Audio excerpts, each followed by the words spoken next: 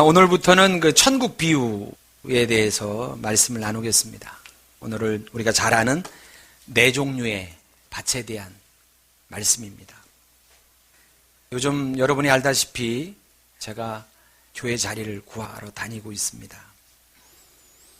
그런데 부동산에 들어가면 순간순간 기분이 나쁠 때가 있습니다.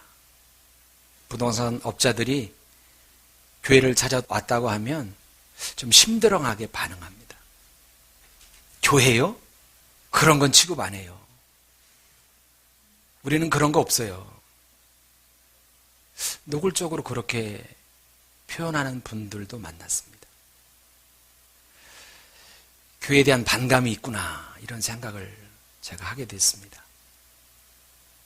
기독교인에 대한 혐오감 내지는 거부감이 있구나, 이런 생각을 하게 됩니다. 제 마음도 굉장히 불편하더라고요. 대부분 일반적으로 부동산 업자들이 하는 말이 집주인들이 교회한테는 건물을 내주려고 하지 않습니다 라는 말을 많이 합니다. 물론 옛날에도 그랬습니다만 그게 정도가 훨씬 더 심해진 것 같습니다. 어제 아침에도 제가 저 괴정동 쪽에 건물을 하나 보러 갔습니다. 부동산 업자한테 연락이 와서 갔었는데 그분이 헤어지면서 그런 말을 해요. 요즘에는 기독교인에 대한 인식이 너무 안 좋습니다. 기독교인들을 너무 싫어하는 분위기가 된 것 같습니다. 그러니까 집주인들이 건물을 내놓지 않습니다. 얼마나 씁쓸한 마음을 갖고 돌아왔는지 모릅니다. 여러분, 교회에 대한 인식이 왜 그렇게 나쁠까요? 교회가 세상 속에서 점수를 얻지 못하고 있어서 그렇습니다.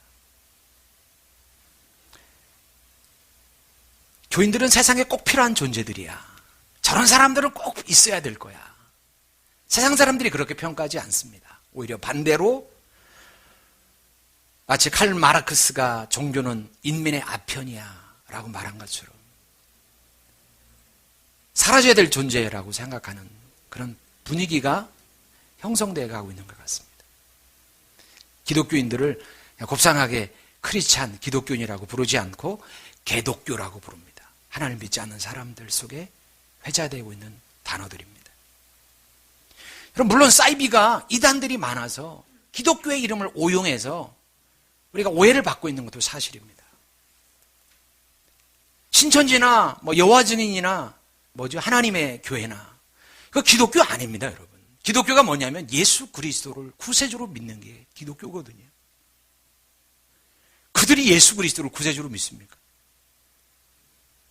뒤에서 자기들이 하나님 노릇하고 자기들이 예수 노릇하고 자기들이 성령 노릇하는데 무슨 그들이 기독교입니까? 사이비입니다. 여하튼 그들 때문에 기독교가 욕먹고 있는 건 사실입니다.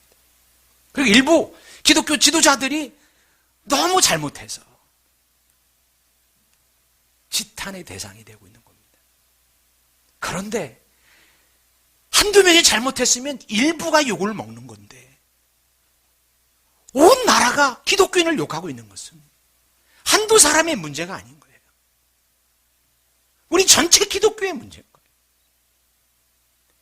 그 속에 저와 여러분의 문제도 있는 거고 우리의 신앙의 삶의 문제도 분명히 있다는 걸 생각해 봐야 됩니다. 우리가 주님 말씀처럼 세상 속에서 빛이 되지 못하고 소금이 되지 못하는 거예요. 누룩이 되지 못해. 한 줌의 누룩이 희생을 통하여 누룩이 돼야 되는데 그 역할을 못하고 있는 거예요. 하나님의 복음인 말씀은 진리고 생명이라고 믿습니다. 믿습니까? 하나님의 복음 말씀은 생명이고 진리라고 우리는 분명히 믿습니다. 우리 그리스도인들이 이 말씀대로 살면 세상이 바뀔 겁니다. 세상이 밝아질 겁니다. 분명히 세상이 은혜롭게 되어질 겁니다. 정의와 공의의 세상이 되고 점점 더 샬롬의 세상으로, 화목의 세상으로 바뀌어질 것입니다. 개인도 바뀌고 교회도 바뀌고 세상도 점점점 바뀌어질 겁니다. 우리가 오랫동안 교회를 다니면서 수많은 말씀을 듣고 있지만 사실은 말씀이 너무 많은 게 또 문제예요. 그잖아요. 라디오에도 기도 방송이 몇 개가 나오는 거예요. 텔레비전을 틀어도 얼마든지 주옥 같은 말씀, 내노라는 교회에 얼마나 또 말씀은 또 재미있게 잘해요. 너무 많으니까 말씀이 귀함이 없어요. 소중하게 생각하지 않는 거예요. 여하튼 그런 것도 문제지만 오늘 예수님의 말씀처럼 말씀을 듣는 우리 마음이 길가밭과 돌밭과 가시밭 같아서 변화되지 않고 열매 맺지 못하고 있으니까 우리 세상 속에 지탄의 대상이 되고 있는 것입니다. 그게 문제입니다. 예수님이 하신 이 비유에서 씨 뿌리는 사람은 1차적으로는 예수님이에요. 예수님이 씨를 뿌리고 말씀의 씨를 뿌리거든요. 그리고 복음 전하는 사람, 목사님, 선교사님, 또 우리 개개인이 하나님 말씀을 주변 사람에게 나눈다면 그게 씨 뿌리는 자일 겁니다. 씨는요, 복음입니다. 하나님 말씀입니다. 그리고 밭은요, 마음을 말합니다. 하나님 말씀을 듣는 우리 마음을 밭이라고 비유적으로 지금 표현하고 있는 것입니다. 밭은요, 네 종류지만 길가밭, 뭐였어요? 길가밭, 또 돌밭, 또 가시밭, 또 좋은 밭, 옥토. 이 비유 많이 들었잖아요. 네 종류의 밭이지만 실제적으로는 두 종류입니다. 열매를 맺는 마음밭이 있고 열매를 맺지 못하는 마음밭이 있다는 겁니다. 다소의 차이는 있어요. 부분적으로 차이는 있지만 길가밭이나 돌밭이나 가시밭은 열매를 맺지 못하는 밭이고 옥토밭은 30배, 60배, 100배의 열매를 맺고 있는 밭이라고 주님은 우리 가운데 말씀하십니다. 씨 뿌리는 자가 같아요. 씨도 같아요. 돌밭에 뿌려진 씨는 찌그러지고 어디가 반 깨진 씨앗이 아니에요. 길가밭에 떨어진 씨는 반쯤 썩은 씨앗이 아니라 똑같은 씨앗이고 똑같은 씨 뿌리는 자예요. 뭐가 달라요? 마음밭이 달라요. 밭이 달라요. 밭이. 예수님이 설교할 때도 예수님이 하나님 나라의 복음을 증거할 때도 똑같은 말씀을 전했어요. 모든 사람에게 동일한 말씀을 전했어요. 그런데 말씀을 듣는 사람들의 마음밭이 달랐다는 거예요. 우리도 마찬가지예요. 지금 김한기 목사가 여러분에게 하나님 말씀을 증거할 때 하나님 말씀을 받아들이는 여러분 마음 상태가 각기 다르다는 거예요. 어떤 사람은 길가밭, 어떤 사람은 돌밭, 어떤 사람은 가시밭, 어떤 사람은 옥토밭이라는 거예요. 저와 여러분이 옥토밭 되기를 간절히 축복합니다. 이제 네 종류의 밭을 이야기할 터인데요. 저와 여러분이 열매 맺지 못하는 그런 요소, 열매 맺지 못하게 만드는 요소를 잘라버리고 제거하고 그래서 30배, 60배, 100배의 열매를 맺게 되기를 축복합니다. 농부가요, 봄에 밭을 갈아요. 제가 농사에 대해서는 나름대로 일가견이 있는 사람이에요. 농부의 아들 아니에요? 얼굴 자체가 시커머니. 그래서 농사에 대해서는 제가 할 말이 많은 사람이에요. 이른 봄에 밭을 갈아요. 밭에서 일궈진 돌을 건져내고 고랑을 타고 거기다 씨를 뿌리는 겁니다. 근데 씨가 길가에 떨어졌다는 거예요. 길가라는 것은 사람 다니는 길을 말하는 게 아니라 밭 가운데 사람이 왔다 갔다 하다 보면 길이 생겨요. 거기에 씨앗이 뿌려졌는데 새가 와서 바로 쪼아 먹었다는 거예요. 어떤 씨는 돌밭에 떨어졌어요. 감춰진 돌 위에 씨앗이 떨어졌는데 거기 흙이 기본적으로 덮이거든요. 그래야지 씨앗이 나니까. 농부가 흙 위에다가 씨 위에다가 흙을 일부 덮어요. 그런데 뿌리가 나서 이파리가 새순이 올라왔지만 햇빛이 내려 쪼일 때 뿌리가 약함으로 말라서 죽어버렸다. 열매 맺지 못했다. 세 번째 밭은 가시밭입니다. 가시떨기 속에 뿌린 게 아니라 농부는 가시떨기를 다 치웠어요. 엉겅퀴나 이런 걸, 그런 건 훨씬 더 잘 자라거든요. 정상적인 씨앗보다. 그거의 기운에 가려서 열매를 맺지 못한 것이다. 마지막 옥토밭은 30배, 60배, 100배의 열매를 맺는다. 하나씩 제가 구체적으로 좀 보겠습니다. 첫째는 길가밭을 볼 텐데 15절을 볼게요. 말씀이 길가에 뿌려졌다는 것은 이들을 가르킴이니 곧 말씀을 들었을 때에 사단이 즉시 와서 그들에게 뿌려진 말씀을 빼앗는 것이에요. 하나님이 여러분 목회자를 통하여, 설교자를 통하여 말씀을 선포합니다.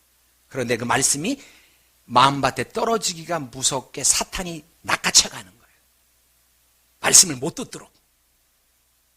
여러분 마음밭은 딱딱한 길가밭이 안 되기를 축복합니다. 여러 가지 생각 때문에 하나님 말씀을 못 들어요. 목회자를 신뢰하지 못하는 게 딱딱한 마음일 수도 있겠죠.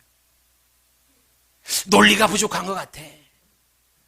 철학적으로 내 철학과는 맞지 않아. 그래서 말씀을 배격하는 거예요. 말씀을 받아들이지 않는 거예요. 그래서 안 들어요. 그래서 그런 걸로 보면 목회자가 좀 더 훌륭해야 될 것 같아요. 제가 좀 더 훌륭한 사람이 되면 여러분이 마음을 더 열을 거 아니에요. 듣는 사람이 우리 목사님은 훌륭한 분이셔. 진짜 훌륭한 분이셔. 저분 말씀은 하나도 틀림이 없어. 그러면 저를 신뢰하면서 말씀을 확 받아들일 테인데 제가 좀 부족하다 보니까 저게 맞는 말이겠어. 이럴 수도 있지 않겠나. 여놈이는 안 그렇겠지? 목회자의 문제일 수도 있지만 우리의 마음 상태입니다. 여러분의 마음, 저의 마음이 목사도요 말씀을 전하지만 저도 듣는 자예요. 저도 들으면서 전해요. 하나님 제가 말씀을 나누지만 저도 주께서 하시는 말씀을 듣고 있는 거예요. 저도 순종할 마음으로 듣는 거예요. 마음을 듣는 우리의 마음밭이 겸손해야 됩니다. 겸비한 마음에 하나님의 은혜가 임해요. 여러분 바리새인들 보세요. 12제자가 설교할 때 듣지 않았어요.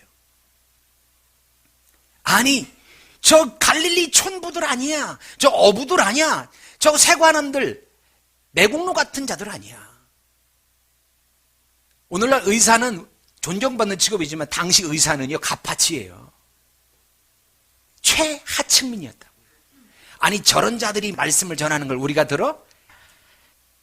12제자의 말도 듣지 않고 심지어 예수님이 설교할 때도 듣지 않았어요. 아니 50도 안 된 사람이 뭘 하는 게 있다고?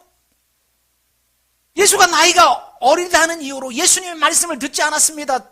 예수님은 그들처럼 랍비 교육을 받지 않았다는 이유 때문에 하나님의 말씀을 받아들이지 않은 거예요. 왜요? 교만한 마음 때문에, 강팍한 마음 때문에. 반면 니고데모 보세요. 그는요 산헤드린 공회의원이었어요. 산헤드린 공회의원이라는 건 뭐냐면 이스라엘 안에 71명으로 된 의결기관, 대제사장이 의결기관의 수장이고 그 외에 70명의 의결기관, 국회의원 같은 71명이니까 그들의 권세는 하늘을 찌르는 권세였습니다. 바리새인 중에 존경받는 사람이었습니다. 연세도 많았습니다. 그런데 예수님의 말씀을 청종합니다. 주님 그렇습니까? 왜요? 마음이 겸비했기 때문에.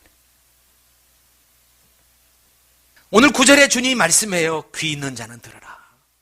귀 있는 자는 들어라. 귀가 없는 사람이 있었을까요? 물론 물리적으로 귀가 없는 사람이 있었을 수도 있겠지만 귀가 있는 사람은 듣고 없는 사람은 듣지 마라 그 말이 아니지요. 당신들의 마음의 문을 열고 내 말을 들으시오 말이죠. 겸비한 마음으로, 겸손한 마음으로 하나님의 말씀을 수용하시오. 여기서 들으라는 말은 미완료태예요. 우리가 많이 들었지요? 미완료태가 뭐라고 했어요? 헬라어의 미완료태는 계속적 용법이라고 했죠. 한 번 듣고 그만하지 말고 오늘 좋은 말씀 들었어 하고 귀 닫아버리고 그냥 아무 생각 없이 살지 말고 계속 청종하라. 계속 들어라. 계속 말씀 들어라. 하나님의 말씀 앞에 우리의 마음이 겸비되어야 됩니다. 산상수훈에도 나오는 말이죠. 팔복 중에 첫 번째 말씀, 심령이 가난한 자는 복이 있나니. 마음이 가장 중요하다는 거예요. 성경을 보세요, 여러분. 마음이 얼마나 중요한 거예요. 만물보다 심히 부패한 것이 사람의 마음이라. 마음이 부패하니까 하나님이 홍수로 세상을 심판하셔요. 왜? 그 마음밭에 하나님의 말씀의 씨앗이 안 떨어질 뿐만 아니라 싹이 나지도 않기 때문에. 주님은 저와 여러분이 마음을 열고 겸손한 마음으로 하나님 말씀을 잘 받아들이고 그것을 소화해내기를 주님은 우리 가운데 원하신다는 사실이에요. 마음이 가난한 자가 뭐 한대요? 천국이 주어진대요.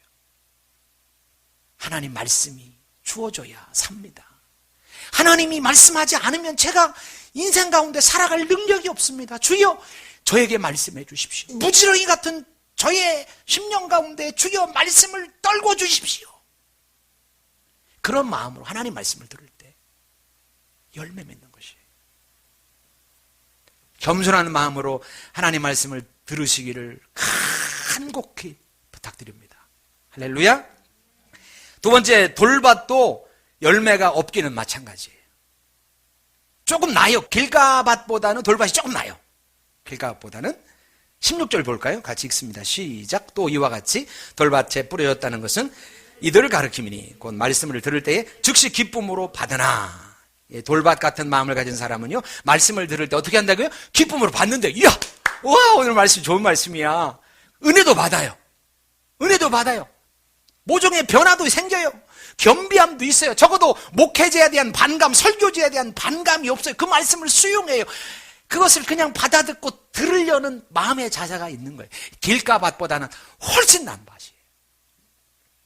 그런데 17절을 보세요. 그 속에 뿌리가 없어 잠시 견디다가 말씀으로 인하여 환난이나 박해가 일어나는 때에는 곧 넘어지는 자라는 거예요. 뿌리가 없다는 게 뭐예요? 복음에 대한 깊이가 없는 거죠. 복음에 대한 이해가 없는 거죠. 하나님의 나라 복음에 대한 이해도 깊이도 없는 거죠. 그럼 어떻게 해야 돼요? 하나님 나라 복음에 대해서 알려고 애써야죠. 하나님 나라의 복음이 뭔지 모르겠어요, 목사님. 교회가 왜 존재하는 거지요? 하나님 나라가 있다고 하는데, 우리가 구원받았다고 하는데 그게 뭐예요, 목사님? 궁금하면 파고 들으셔야죠.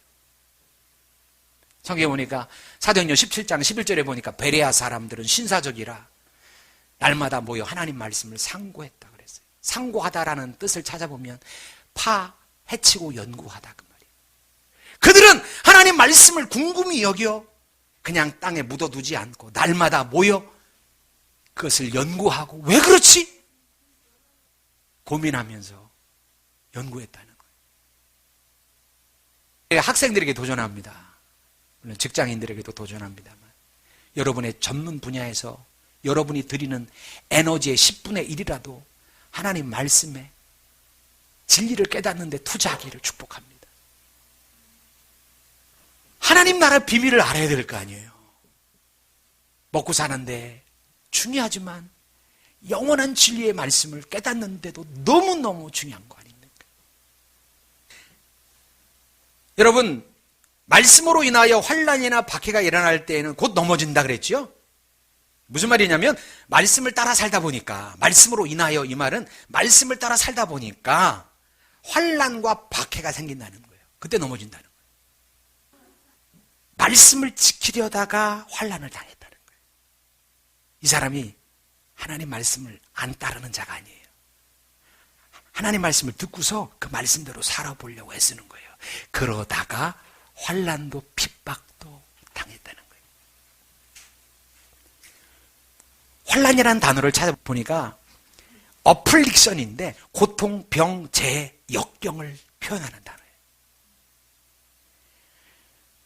정직히 살고 바르게 살려고 하다 보니까 손해가 찾아와요. 오해도 받아요. 코로나 환자 내박치지 않고 사랑으로 돌보다가 코로나19에 감염된 거예요. 상황이 이런 얘기거든요. 회식에서 술을 거절하다가 왕따를 당했어요. 예배를 들이대다가 교수 직장 상사에게 질책을 당하고 불이익을 당해요. 11조를 드리려다가 경제적인 어려움이 와요. 말씀으로 믿음으로 살아보려다가 이런 어려움이 닥칠 때 넘어진다는 거예요. 우리가 믿음으로 살아도 형통하지 않을 수 있습니다. 다시 합니다. 믿음으로 살아도 형통하지 않을 수 있습니다. 시중에는 그러죠. 믿으면 다 형통해. 만사 형통. 아니요. 복음 아닙니다. 물론 영적인 형통은 분명히 일어납니다. 성경이 말하는 형통의 개념이 좀 다릅니다. 믿음으로 살면 문제가 더 생길 수 있어요. 불화가 더 생기고 인생 가운데 많은 어려움이 더 생길 수 있다니까요. 비보지요, 비보. 슬픈 소식이죠. 생각해 보세요. 하나님을 모르고 살았어요. 너도 나도 모르고 사니까 이 사람이나 그 사람이나 그냥 세상의 가치로 사는 거예요. 100년 동안 살다가 그냥 죽으면 끝이니까 100년 동안 어떻게 하면 잘 먹고 잘 입고 잘 쓰면서 권세를 누리고 목에다 어깨에다 힘을 좀 주고 살 수 있을까? 그 사람이랑 내 생각이 같으니까 부딪힐 이유가 없다니까. 세상살이 힘들 게 없어요. 왜? 그 사람이나 나나 같으니까. 예수를 믿었어요. 내 안에 하나님의 나라가 임해요. 천국에 대한 확신이 생겼어요. 아! 우리는 하늘 시민, 하늘 문화를 갖고 있는 사람이기에 세상 사람들과 다르게 살아야 된다는 것을 깨닫는단 말이죠. 그러면 문화 충돌이 생겨요.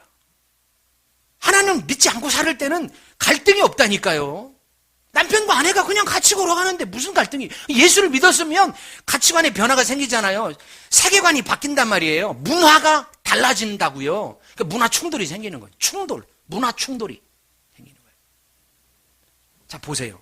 예를 들을게요. 아내가 어느 날부터 교회를 다니기 시작했어요. 근데 남편은 놀러 가는 걸 너무 좋아해요. 주일마다 놀러 갔는데 이놈의 마누라가 교회를 다니기 시작한 이후부터 놀러 가지 않는 거예요. 남편과 갈등이라는 거죠. 남편이 직장을 다니는데 간혹 회식을 하거든요. 부부 동반 회식. 아내는 금식한다고 회식을 안 가겠다는 거예요. 아니, 술자리 별로 안 좋다고 안 가는 거예요. 어떻게 돼요? 쾅쾅 충돌이 생기는 것이지요. 갈등이 생기지요. 핍박과 환란이 시작되는 거예요. 그럴 때 대부분 그 환란과 핍박을 견디지 못한다는 거예요. 이게 오늘 본문이 하는 얘기예요. 하나님의 나라의 가치관으로 사는데 직면하는 충돌들을 믿음으로 이기셔야 돼요. 그래야 열매가 있어요. 대부분 크리스찬들이 거기에 무릎을 꿇어요. 세 번째, 가시밭도 열매가 없기는 마찬가지예요. 18절을 봅니다. 또 어떤 이는 가시떨기에 뿌려진 자니 이들은 말씀을 듣기는 하되 세상의 염려와 재물의 유혹과 기타 욕심이 들어와 말씀을 막아 결실하지 못하게 되는 자요. 말씀을 듣기는 합니다. 그래서 성장도 되고 잘합니다. 그러나 세상의 염려 그리고 재물, 돈이죠. 돈에 대한 유혹이 그리고 기타 욕심이 말씀의 기운을 막아. 곡식은요, 잘 관리하지 않으면 안 커요. 그런데 잡초의 특징은 안 돌봐도 잘 자란다는 거예요. 하나님 말씀이 뿌려졌는데 잡초와 가시덤불 때문에 말씀의 기운을 막아 자라지 못해서 열매 맺지 못하는 거예요. 여러분, 어떤 가시가 있어요? 염려의 가시가 있어요. 염려의 가시. 염려가 뭔지 아세요? 생각할 염, 생각할 여예요. 생각할 염, 생각할 여. 생각하고 생각하는 거, 염려라는 건. 생각이 꼬리를 물어요. 영어로는 이것을 overthinking이라고 그래요. overthink, 생각하는데 over. 생각할 그 이상의 생각을 품지 마라고 했거든요, 주님이. 야, 너희는 생각 그 이상의 생각을 품지 마라. 생각 이상으로 맨날 염려에 붙들리는 거예요. 하나님 말씀이 잘할 틈이 없는 거예요. 믿음으로 살려고 하다가도 염려가 덮쳐오면 믿음이 기운이 없어져. 믿음의 생각이 내가 강하고 담대하라. 주일에 믿음으로 결단했는데 문제가 생기니까 그 다 까먹어버리는 거예요. 염려 때문에. 그러니까 어떻게 열매를 맺어요? 코로나19 때문에 너무 염려하지 마시기를 축원합니다. 믿음도 잃어버릴 수 있는 거예요. 재물, 돈의 유혹이 있어요. 돈의 유혹이라는 가시가 있어요. 여러분, 돈 벌어야 되고 그래야 생활도 되고 가정도 꾸려갈 수 있고 하나님의 일도 합니다. 돈 자체가 나쁜 게 아닙니다. 꼭 필요합니다. 그런데 항상 우리 마음속에 돈의 생각으로 꽉 차 있는 거예요. 그러니까 말씀이 들어갈 공간이 없는 거예요. 다윗이요, 시편 1편에 주야로 여호와의 말씀을 묵상하는 자로다. 이 사람이 복 있는 사람이거든요. 하나님의 진리의 말씀을 붙들고 묵상, 주야로 묵상. 24시간 동안 주의 하나님 말씀을 묵상하는 자가 복 있는데, 이 사람 하나님 말씀을 묵상하는 게 아니라 돈에 대한 생각으로 꽉 차죠. 하나님 말씀이 묵상할 틈이 없는 거예요. 하나님 말씀이. 하나님 말씀에 기운이 없는 거예요. 일주일에 1시간 교회 와서 하나님 말씀을 듣는데 그 시간 외에 167시간은 돈에 머리가 돈에 붙들려 있어요. 열매가 절대 맺어질 수 없어요. 돈은 필수 조건이지만 생명의 말씀보다 앞서면 안 돼요. 다시 합니다. 돈은 꼭 필요한 인생의 필수 요건이지만 말씀보다 우위에 있으면 안 된다. 부자 관원이 주님이 야, 네 재산을 팔아 가난한 자에게 나눠주고 나를 쫓으라 할 때 쫓지 못했어요. 왜? 돈 때문에. 저와 여러분에게 주님이 오셔서 야, 네 재산 팔아 가난한 자에게 나눠주고 나를 쫓을 수 있겠니? 하실 때 저와 여러분은 쌍수를 들고 할렐루야, 예수님의 12제자가 주께서 나를 따라오너라, 내가 너희를 사람 낚는 어부되게 하리라 할 때 성경은 그들이 배와 구물을 버리고 심지어는 부침까지 두고 예수를 쫓았다고 했습니다. 하나님 말씀을 붙들고 쫓아가는 복된 인생들 되기를 예수의 이름으로 축원합니다. 기타 욕심이라는 가시는요, 욕심이라는 단어를 찾아보니까 네피수미아인데 이것은 악한 정욕, 욕망만이 아니라 인간의 자연스러운 소원을 가리킬 때 쓰는 단어래요. 여러분, 젊은이들에게 이런 기타 욕심은 게임일 수 있습니다. 우리 주부들에게는 드라마가 기타 욕심일 수 있습니다. 친구들과 만나 수다 떠는 게 기타 욕심일 수 있습니다. 취미생활이 기타 욕심일 수 있습니다. 예전에 다니던 교회에서는 어떤 분은 골프 친다고 주일날 교회 안 나오고, 낚시하러 간다고 예배 안 나오고, 못 나오고. 어떻게 하나님 말씀이 그 사람 속에서 역사하여 그 사람을 변화시킬 수 있겠습니까? 말씀보다 좋은 게 너무 많아서 말씀이 부지할 자리가 없는 거예요. 마음의 공간에 하나님 말씀이 자리를 틀고 거기에서 자라나야 되는데 그래야 열매를 맺는 거 아니에요. 그런데 내 마음에 말씀은 기거할 자리가 없는 거야. 세상 온갖 염려와 돈에 대한 생각과 기타 욕심이 가득 채워져서 마음을 점령하고 있으니 어떻게 열매를 맺어요? 그거 제거해야 열매가 맺는 거예요. 남은 네 번째 밭은 뭡니까? 좋은 땅입니다. 옥토입니다. 20절 같이 읽습니다. 20절 시작. 좋은 땅에 뿌렸다는 것은 곧 말씀을 듣고 받아 30배나 60배나 100배 결실을 하는 자니라. 당신은요, 농사 환경이 좋지 않았어요. 지금은 뭐 트랙터도 있고 뭐 여러 가지 뭐 농약도 있고, 옛날에는 병충해가 있으면 다 그냥 농사 피롱한 거지요. 부엄이 제대로 있었겠습니까? 소똥 말똥 좀 긁어 모아서 농사 지은 거지요. 지금은요, 농약도 개발되었고 좋은 비료도 많이 만들어졌고 복합비료, 뭐 질소, 요소. 당시에는 그 씨를 뿌리면 10배 정도를 수확하는 게 기본적인 일반적인 상황이었는데 주님 뭐라고 말해요? 30배, 60배, 100배의 결실을 맺는다는 거예요. 무슨 말이에요?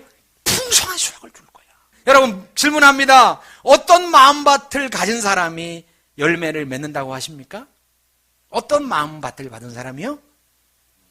말씀을 듣고 받는 사람. 겸손한 말씀을 겸손한 마음으로 하나님 말씀을 듣는 사람. 하나님 말씀을 받아들이는 사람. 하나님 말씀을 수용하는 사람, 누가 전하는 사람이 누구든 간에, 그 사람이 어린 사람이든 할아버지가 됐든 간에 말씀이 하나님의 말씀이잖아요. 말씀을 전하는 사람은 그냥 스피커에 불과해요. 우리는 스피커를 주목하는 게 아니라 그 말씀을 주목하는 거예요. 그러면 누가 전하든지 그 말씀을 받아들일 수 있어요. 자꾸 스피커를 주목하지 마세요. 스피커를 주목하니까 멋있어 보이고 좋아 보이면 그 사람의 노예가 되는 거예요. 그러니까 이만희를 그냥 신처럼 못 선봉하는 거 아니에요.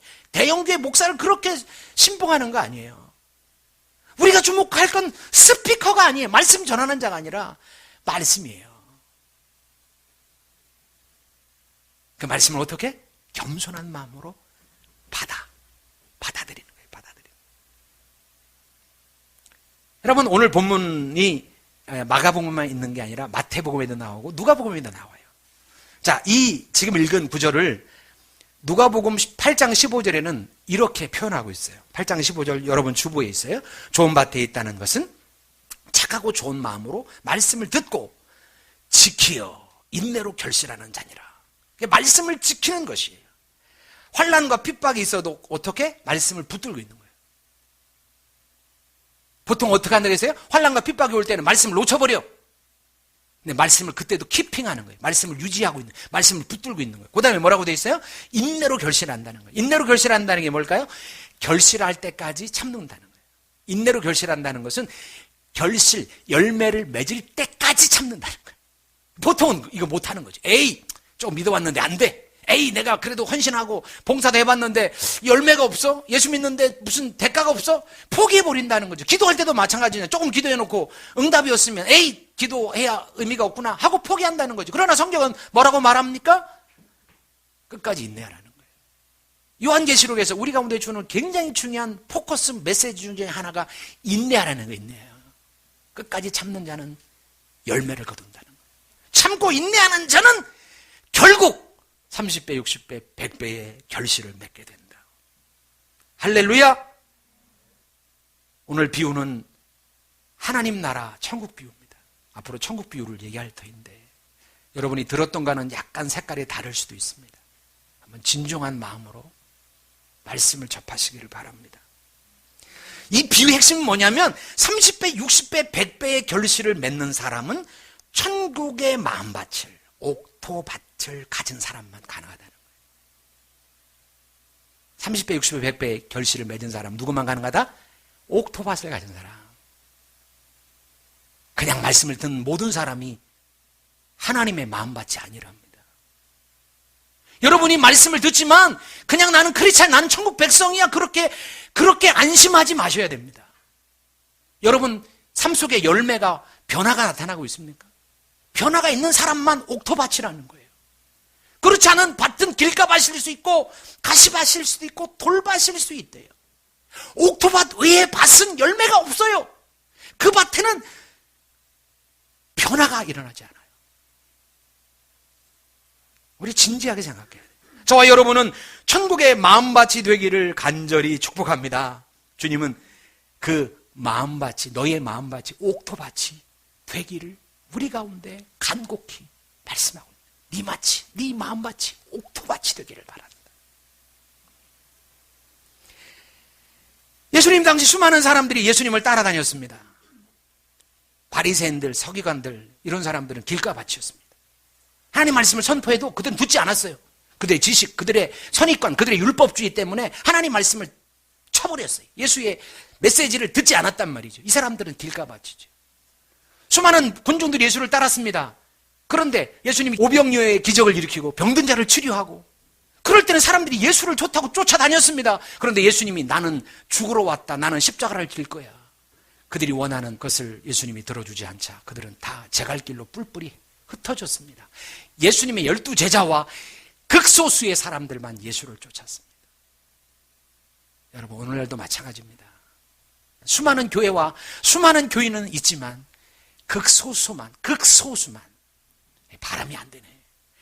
극소수만 예수를 따릅니다. 저와 여러분이 그 극소수에 속하기를 주님의 이름으로 축원합니다. 문제 있고 여러 가지 환경 때문에 예수를 멀찍이 따라가는 존재들이 아니라 어떤 환경과 형편 속에서도 저와 여러분은 옥토밭이 돼요. 하나님 말씀을 수용하고 그 말씀을 인내하며 지키고 그 말씀이 이루어질 때까지 참으며, 그래서 열매 맺는 은혜가 있기를 예수의 이름으로 축원합니다. 우리의 밭이 옥토밭이 돼야 돼요. 마음을 비우세요. 그 말씀을 수용하세요. 그리고 인내하며 그 말씀을 지켜내세요. 숱한 핍박과 환난이 올 때 잘라내세요. 염려가 다가올 때 염려를 걷어내세요. 돈에 대한 유혹이 올 때 그것도 걷어내세요. 기타 욕심, 그것 때문에 하나님 말씀이 자라나는 것을 방해할 때 과감하게 끊어내세요. 그래야 열매 맺는 하나님 나라의 주역이 됩니다. 우리가 하나님 나라의 일꾼입니다. 우리가 놀아버리면 소는 누가 키워요? 우리가 소방대원인데 세상은 불타 지금 아우성을 치고 있는데 우리가 불 속에 들어가서 같이 니나노판을 벌이면 누가, 불 속에 허우적거리는 사람은 누가 건져냅니까? 우리가 하나님 말씀으로 무장되지 않으면 길가밭, 돌밭, 가시밭 같은 마음으로 하나님 신앙생활을 하면 절대 세상 속에 하나님 일꾼이 못 됩니다. 저 여러분이 옥토밭이 되기를 예수의 이름으로 축복합니다. 기도합니다. 하나님 감사합니다. 전도서 4장 23절에 무릇 지킬 만한 것보다 너의 마음을 지키라. 생명의 근원이 이에서 남이니라라고 주님 말씀했습니다. 주님들 겸비한 겸손한 마음으로 말씀을 듣기를 원합니다. 또한 예수를 믿고 따라가는데 환난도 핍박도 있음을 우리가 기억하게 하여 주옵소서. 그것을 당연히 여기게 하여 주시고 숱한 염려와 돈의 유혹과 기타 욕심 때문에 하나님 말씀이 자라지 못하는 그런 안타까움이 있지 않을 수 있도록 우리의 마음을 다스려 주시옵소서. 말씀을 인내로 붙들고 말씀이 열매 맺을 때까지 저희가 키핑하도록 말씀을 붙들 수 있도록, 그래서 60배, 100배, 30배의 결실을 맺는 지체들 되게 하여 주옵소서. 시간 말씀을 붙들고 잠시 기도합니다. 하나님 감사합니다. 오늘 귀한 말씀 들었습니다. 하나님 나라 임하소서.